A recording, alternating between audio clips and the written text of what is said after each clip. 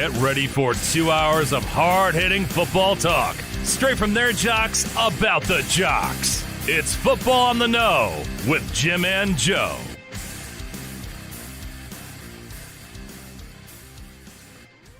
All right, what's going on, everybody? Welcome once again to another episode of Football on the Know. I am Jim McPhee, and alongside of me is Mr. Joe DeCapita. What's going on? Our favorite know-it-alls out there. What's going on? Welcome back for another edition of Football on the Know Show.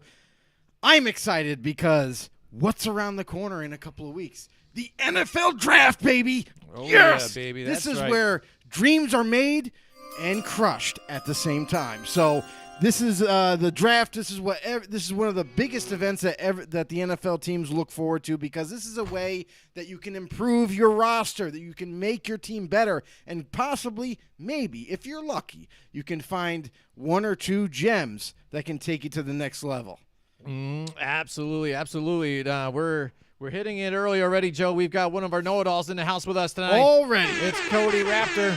What's going on, Cody? He says, tuning in from start to finish today, y'all are stuck with me. There you go. Good. That's good, Cody. We It's love awesome to be stuck with you, Cody. That's right, yeah. We need the Huey Lewis in the news song. Happy to be stuck with you. Huey Lewis, man. Little That guy was soundbite. amazing back in the 80s. We definitely got to get that soundbite. That'd be great. Yeah, absolutely. And Cody, absolutely, he let me know today, too, that he bought some more Rays from us, Joe. So, boom, nice. if you guys haven't yet, Thank go to you so repsports.com. Get some Raise Energy. Use our promo code just like Cody did and raise them up, RAZEMUP, to get your discount here, strictly just from us and Football on the Know. All right, Joe. Yeah, so- it helps the channel. I mean, that's the thing. Anything that you guys can do for us helps the channel. Listen, We the can make video, the show better. Like the video, share the video to anybody that you know that loves football, and just kind of help us grow this channel, help us grow this football community that we got going on here. If you're new to the show, please do us a favor. Head over to YouTube and search us up Football on the Know Show and hit that subscribe button on there. Hit the notification bell to let you guys know when we go live. You can also do the same thing. If you don't have YouTube, go over to Facebook. Same deal. Become a know-it-all. Become a member, and that's what this is about. We're about to we like to share knowledge. We like to bounce some opinions off, some ideas off each other, and think of us as your football therapist for the season and off season. All right, Chris Simpson's in the house with us tonight. What's going on, Chris? He says Daniel Jones is a hit. Yep, and yeah, I forgot to do the change the titles. Yep, so I still have the title from last week on there, but I'll update it for our YouTube and our Facebook in a little while after the video's done. But tonight we're doing a lot of fun here. Every year, Joe crams hard, does his homework, comes up with these top lists here. He does it for fantasy football. He does it for. Yeah, draft prospects here. What's up, Paul Matty? How you doing, bro? Worked hard to get this draft one done here for 2022. I'm super excited to get to these and see who he lists and what he does here. But let's say hi to Paul Matty in the house. Paul Matty, we've got Chris Simpson in the house again. He goes, what are we talking about tonight? NFL Draft, baby. NFL Draft. So if you guys check out the list here, we're going to go through Joe's. Here it is, Joe's top 10 lists here for the 2022 NFL Draft. We're going to do every offensive position. All right, we're going to hit it up. We're going to hit it up hard, and Joe's going to tell us exactly why he picked the guys here and maybe what he expects, and maybe a team that might be interested in drafting that particular guy. Guys, play along too as well to see what you guys think, whether you agree or disagree with Joe. But let's get rock and rolling, Joe. Let's get right into it. Let's go. And Joe's top 5 QBs here. Number 5, Sam Howell. Yeah, there's going to be a lot of haters about this. Some people out there believe Sam Howell should be higher in the top 5, and there's a lot of people that have criticisms about Sam. Me as well, too. I don't – listen, first of all, this is a terrible, and I want to emphasize this, very, very terrible draft for quarterbacks. If you're looking for a franchise quarterback in this draft, he could be here. He could. But there's going to be some development that has to take place in order for them to become that franchise quarterback. So Sam Howell, I have him at number 5. I only did a top 5 for quarterbacks because of how bad this draft class actually is. So Sam Howell from North Carolina. Listen, to me, if I'm going to compare him to anybody, I just see way too much Baker Mayfield in him. A guy that's mobile, who's kind of on the short side a little bit. He's stocky. He has that same build that Baker does. He has a decent arm. Very accurate, but man, the decision making and what North Carolina used him for, which is kind of like what Oklahoma used Baker for, is a lot of gimmick plays, a lot of RPOs and triple options, and they utilize Sam Howell's legs more than I think his arm at times.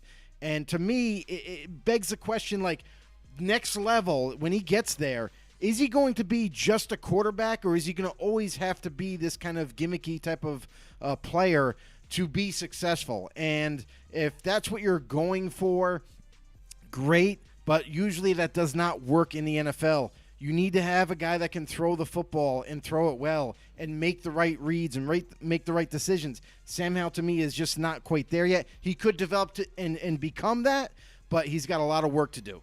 Sit down. All right. Cody Raptor says, what does he say here, Joe? You saw my rankings. I'm not a Sam Howell fan. When I see his numbers dropping every season, it's as a starter, it leads me to worry a lot about how he will handle the NFL. Yeah, and that's the same kind of thing for me. I felt like North Carolina, they did way too many gimmick plays, and that's what I kept seeing over and over with North Carolina. Is like, well, you're not.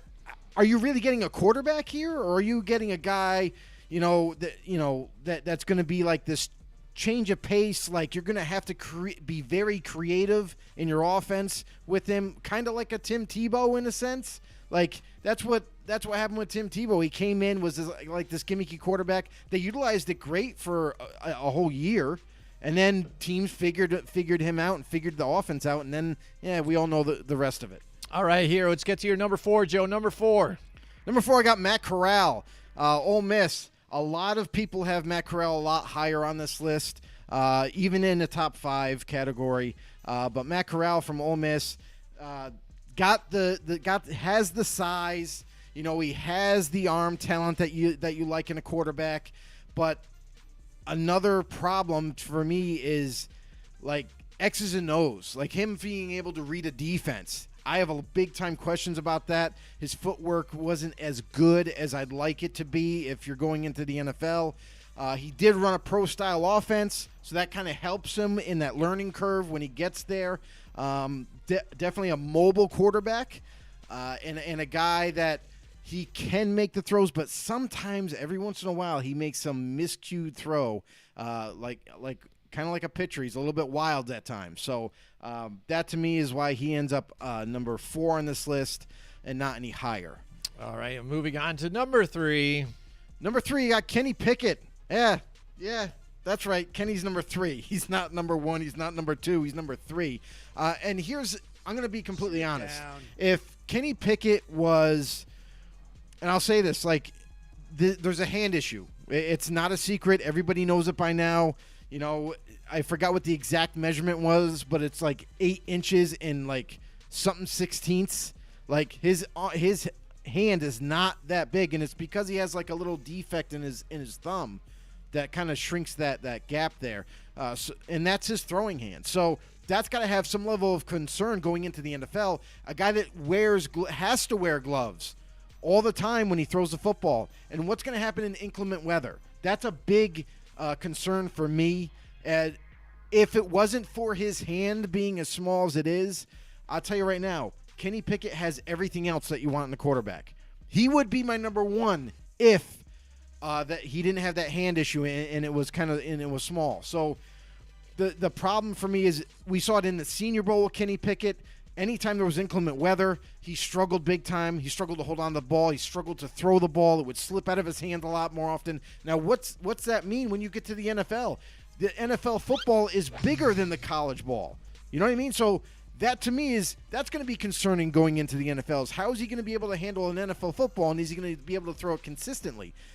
I thought that from a quarterback standpoint for Kenny Pickett, hands down was the best talent coming out. He has a strong arm. He has a cannon for an arm. He's deadly accurate. He has the prototypical size that you like to see. He's more mobile than what he looks. And he's a good decision maker. He gets rid of the ball fast, and also good at processing information in the pocket and staying poised. So you hear all these pros, and you're like, wow, that's a lot of pros. He should be number 1, right? But that hand issue to me is too. it's very concerning to me. And when you look at the NFL right now, in the spectrum in the NFL, there's no quarterback, none, that has that small a hand size, and there's a good reason for it. All right, Cody says, I'm not too worried about his hand size, but with only one successful college season under his belt, there's always the worry that it was a flash-in-the-pan kind of season. Right. Absolutely, and that's fine. Some people aren't worried about the hand size, but to me, what I saw in the Senior Bowl, that was a little concerning with inclement weather and him struggling with the rain, and it showed out there. So, yeah, he's not going to be terrible every game because, let's face it, it's not going to rain every time. Hopefully, he can get drafted to an indoor team. Maybe half the year he'll be good. Absolutely. All right, nonetheless, we got number 2 now, Joe. Number 2, Desmond Ritter. Some people are a little bit more down on Desmond Ritter than I am. I see a guy who, again, he's kind of like a, Matt Corral in terms of stature. Like, they both have almost the same physique. They're both tall. They're both mobile. Desmond Ritter has a very strong arm. And the only thing that you would have to work on with Desmond Ritter is he can make all the throws, but it's him reading the field. There was something that I saw on the tape where at Cincinnati, I don't know if it was the offense they were running. I don't know if the offensive plays were skewed to go a certain way, and that's why Desmond Ritter, when you watch the tape, he doesn't kind of go through his progressions completely. He kind of locked on one receiver right from the snap, and he went there. I didn't see too much of him going down the ladder. You know what I mean? First, second, third, and maybe even the fourth receiver at times. So that to me is going to be that has to be worked on going into the NFL. Listen, better coaches, they teach better. Their offense is a little bit different. He's going to have to learn a lot of things. But Desmond Ritter, I'm a huge fan of, and I think that he can definitely turn into that franchise quarterback. But again, just like everybody on this list, there's going to be a lot of development that has to take place before they get there. All right, Cody says, I'm a big fan of Ritter. He's my number 1 on my list. Nice to see someone else giving him some love, ranking him this high. Chris Simpson says, we know all too well how small hands aren't good in bad weather. We had plenty of rainy Super Bowls that proved that. There you go. I think I know what he's talking about there. Flag football. There we go. Yep. All right, so Joe, that means we've got to your number one quarterback here in this one. I mean, everybody's going to know by draft. now. Yeah, everybody probably knows But it's already by now, Malik right? Willis. Yeah, all the surprise. Malik Willis from there it Liberty. is. I mean, here's the thing is when you take all these quarterbacks now, it's not that Malik Willis doesn't need development. Of course he does. But this is one of the most gifted arm talents in this draft. Super strong arm. When he wants to put it somewhere, he's dead on. He's deadly accurate. He's got the build that you want. He's got a very physical build about him, so he can take the punishment in the next level. He's also more mobile than he looks. He's not a blazer. He's not like Lamar Jackson, where he's going to take off in the open field and break tackles and just kind of flat out beat everybody with his speed. But he does have some speed to him, and he's very physical too. He can maybe break some tackles for you and move the chains. That kind of aspect. But man, he has such amazing arm talent that it's hard to deny. And if you can get this kid in tune with his he's got great mechanics too. Footwork needs a little bit of work on. But what I noticed from Malik Willis and watching his tape is sometimes when it comes to the X's and O's or reading the defense, that's something that is going to be critically worked on going forward. And if they can get him corrected, cerebrally, and get him to learn the defenses better and to go through his progressions, kind of like Desmond Ritter, I think Malik Willis is going to be an amazing player for the future. Cody says, Willis seems to have the highest ceiling of all QBs. I missed it here. What does it say? Can you read it, Joe? I missed the box here. The box got smaller. Let's see if I can do it. All right, there we go. Seems to be the highest ceiling of all the QBs in the draft. Only had him under Pickett and Ritter because they are just more NFL ready day one, in my opinion. All right, Mike Tackett is in the house with us tonight, too. He says Desmond Ritter, run first offense that features blended concepts in the passing game and involves the quarterbacks in the running game. No comparison. Ryan Tannehill. No, That's pro what he said. comparison. Oh, pro comparison. Sorry. I'm trying to read fast. Don't read fast. Take your time, bud. I had to But yeah, I mean, change this here. and that's the thing is I just think with Malik Willis's skills right now, everyone's going to say, oh, this guy's more pro ready, that guy's more pro ready. No, there's no such thing. You're not pro ready to where you can just step in and be that franchise quarterback. Everybody goes through some development. Some guys are closer to being a finished product than others.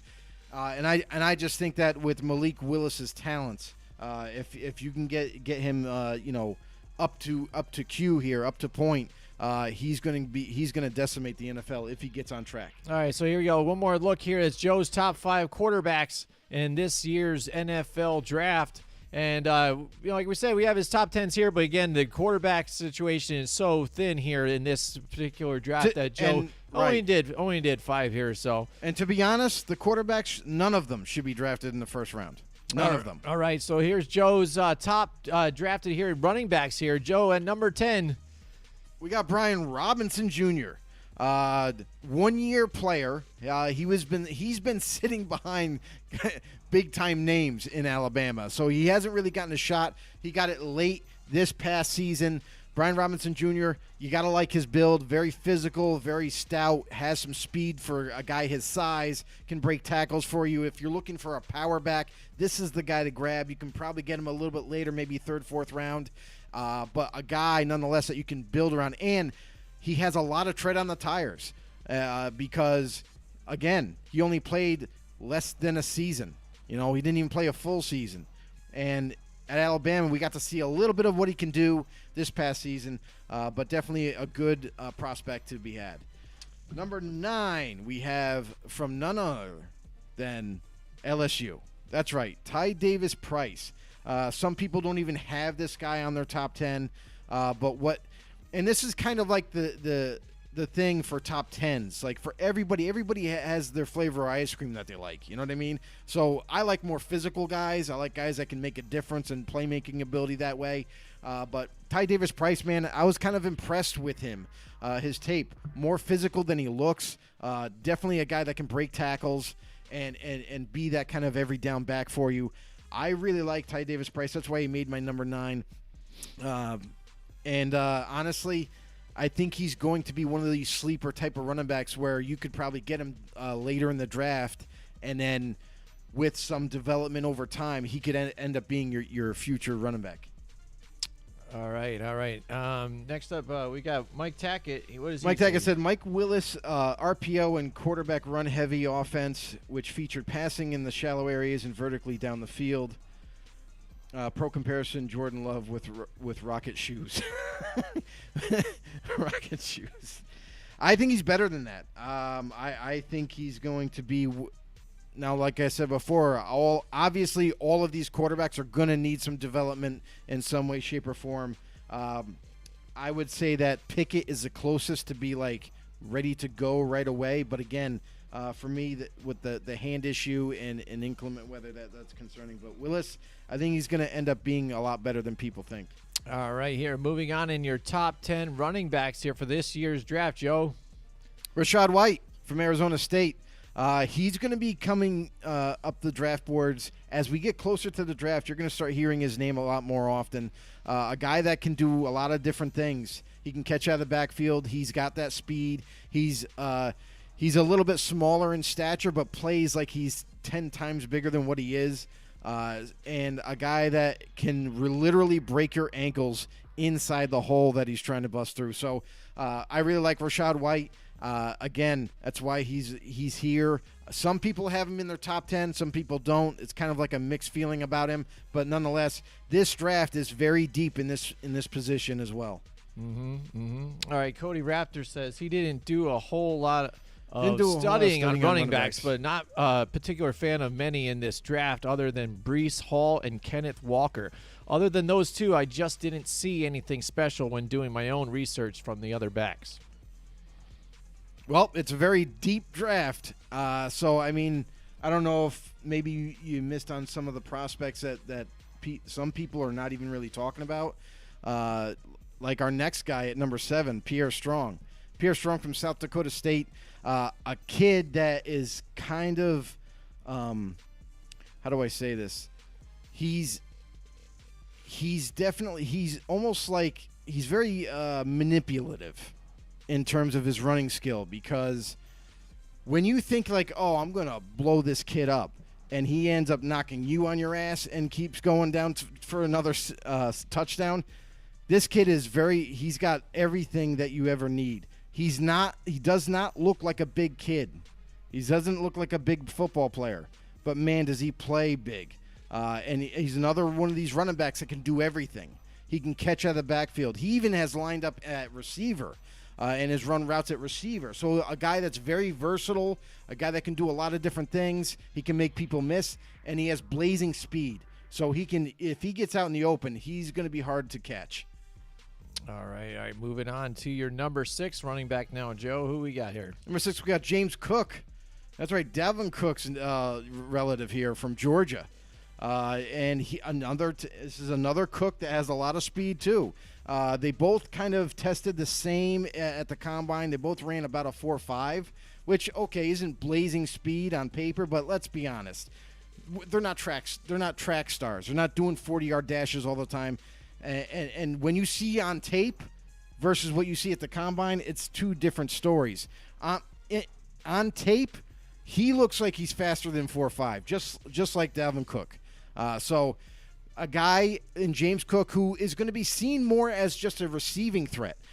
Some people are questioning if he can be an every down back like Dalvin Cook, or is he going to be just one of those kind of guys that kind of rotate in?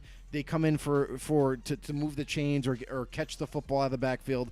But jury's still out on James Cook. I think he's going to end up being a really good player regardless who gets him.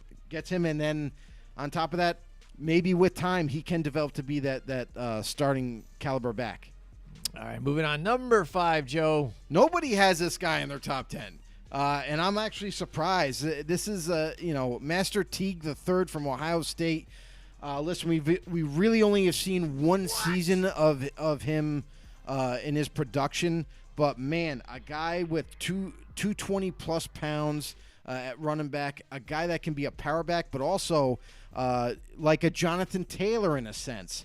A guy that could be a power back, but also has blazing speed. He ran a 4.40 at his pro day and did all the drills and everything. Was very explosive, and when I watched him this past season, man, oh man, I was really impressed. He can break tackles. He can run by you. He can make you miss. He can put you in the ground with a stiff arm, and he has the capability to catch out of the backfield, which is, to me, what's going to really catapult him up this list. I got him at 5. A lot of people don't even have him this high, but man, oh man, what I saw in one season, I know it's 1 year, but I think that he can legitimately be a starting caliber back for somebody. All right, next Number up 4. here, number 4. Number 4 is coming right up. We have Zamir White from Georgia. Yes, another Georgia running back. And that's the crazy thing about Georgia is they were chock full of talent on that team. 2 capable backs that can come into the NFL. They can do whatever they need to do. They can hit the home run. They can make the home run play happen and run for a 60-yard touchdown. Or they can catch the ball in the backfield and make a lot of people miss and do their thing. But Zamir White, he's a very explosive runner, a guy that even though he was kind of splitting time with James Cook, still was able to put up monster numbers for Georgia. And I just think because of his explosiveness, I think it's going to give him a really good shot of landing on a team and actually earning the starting job. All right, here we go. Here we cracked the top 5. We got them so far here, and now Number let's 3. see number 3. Another surprise. Boom! People didn't expect Damian Pierce to be up here from Florida, but man, oh man, I love his tape. This is another guy that, again, this is kind of like a preference thing, right? Not everybody's going to like the bulldogs of the running back group. Damian Pierce is not only that, he's just like, I kind of compare him to Kareem Hunt because he's like a bull in a china closet type of player. This guy runs through people and with reckless abandonment. I mean, this guy is looking to punish defenders, looking to carry them, putting them in the dirt and get into that end zone. So I love his physicality, and he's also got the capability to catch out of the backfield, which I saw in limited fashion on that Florida tape. But, man, I think the world of this kid. I think he could definitely be a 3-down back for whoever ends up getting him. I have him higher on my list. A lot of people have him lower, and if that's the case, maybe other teams in the NFL have him a little bit lower. You could probably get a steal.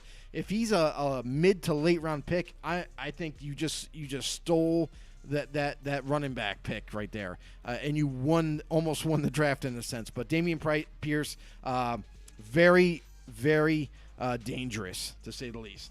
All right, now we looked at here. We got the top 2 coming up. Cody said that he had Breece Hall and Kenneth Walker up there. So let's see if he is agreeing with you at least on a few of these here. I mean, everybody's going to agree on that because they are the top 2 running backs. All right, there you go. So there we go. Number 2, there it is. But there's a little difference. I got Breece Hall into my number 2 back. This is a dude that can make a lot of people miss, and he does a great job of setting defenders up. He can make you miss, and he already knows he's one step ahead of you. When you think he's going to go left, he fakes left and goes right, and then you're standing there going, what the heck's going on? But I think he's an amazing athlete, a gifted runner, a guy that can do literally everything.